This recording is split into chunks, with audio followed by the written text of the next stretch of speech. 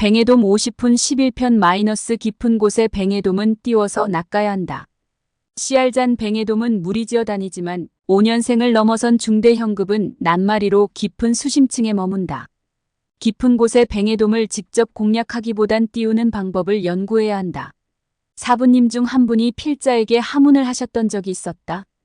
뱅에돔을 잡을 때 바닥 수중여 틈에 있는 놈을 공략할래? 밑밥으로 중층에 띄워서 공략을 할래? 모든 질문과 문제는 답은 정해져 있다. 위의 질문 역시 답은 정해져 있는 것이 아닐까. 이 사진은 한국과 일본에서 잡히는 긴꼬리 뱅에돔입니다. 이 사진은 한국어명으로 양뱅에돔입니다. 호주 시드니 모스만 게이비치에서 잡은 드러머입니다. 낚시에서 수심층을 설정하기란 참 어려운 일이다. 고국에서 감성돔 찌낚시를 막 입문했을 때도 그랬다. 처음에는 수심이 14m 정도가 되는 줄도 모르고 그냥 수심 7m만 주고 반유동 채비에 밑밥을 꾸준히 주면 감성돔이 잡히곤 하였다. 뱅에돔은 감성돔보다 확연할 정도로 밑밥의 반응이 빠르다. 또 경계심도 대단하다. 까찰스럽기가 근로하자면 한도 끝도 없다. 다행이랄까 뱅에돔은 유난히 훈련빨이 잘 듣는 대상어인 것은 맞다.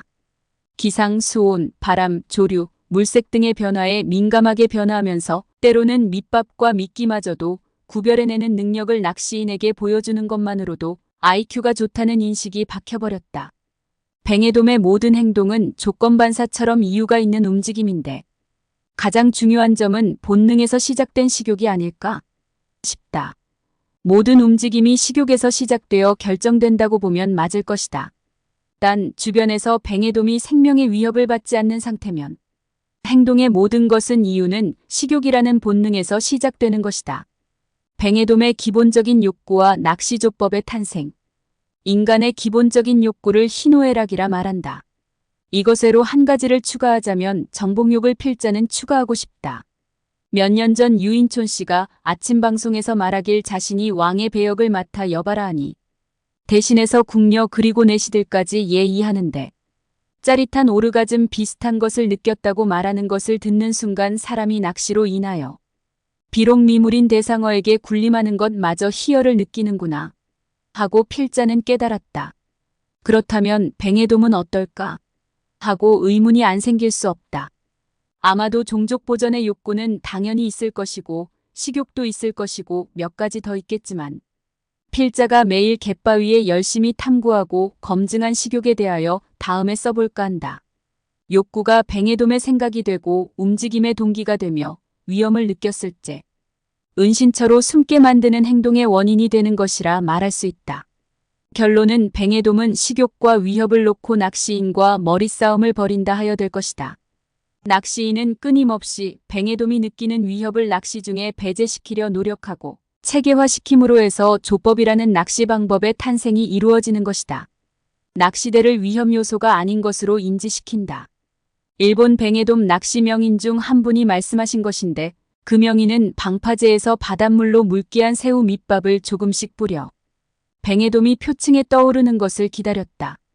보통의 낚시인은 이쯤에서 낚시를 시작하였겠지만 명인은 뱅에돔이 핀 상황에서 수면에 가깝게 낚시대를 휘두르고 뱅에돔이 놀라서 은신처로 들어가지만 위험하지 않다면 바로 다시 올라와 밑밥을 먹고 또 명인은 낚시대를 또 휘두르고 뱅에돔은 워협이 느껴져 또 은신처로 돌아가고를 반복하다.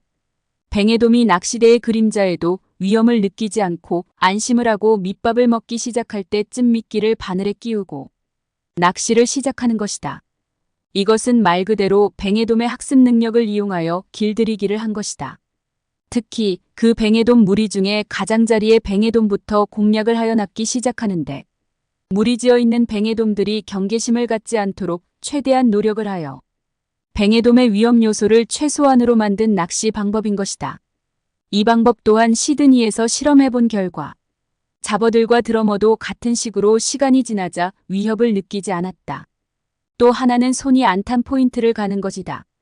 필자는 시드니 남쪽 포인트 중 가장 선호하는 곳이 봄버비치인데 주차장에 차를 세워놓고 가보면 길다랗게 찢어진 홈통이 있는데 기상이 좋은 날에 홈통 반대편 본 바다 쪽으로 낚시를 해보고 싶다. 여기가 봄버비치 홈통이다. 씨알 좋은 드러머 블랙이 연달아 올라오는 곳이다. 처음 간 곳에서 포인트 찾기는 차후에 다시 올리도록 하겠다. 뱅에돔을 자극하는 밑밥 품질법. 항상 강조하는 얘기지만 밑밥은 적당하게 써야 한다.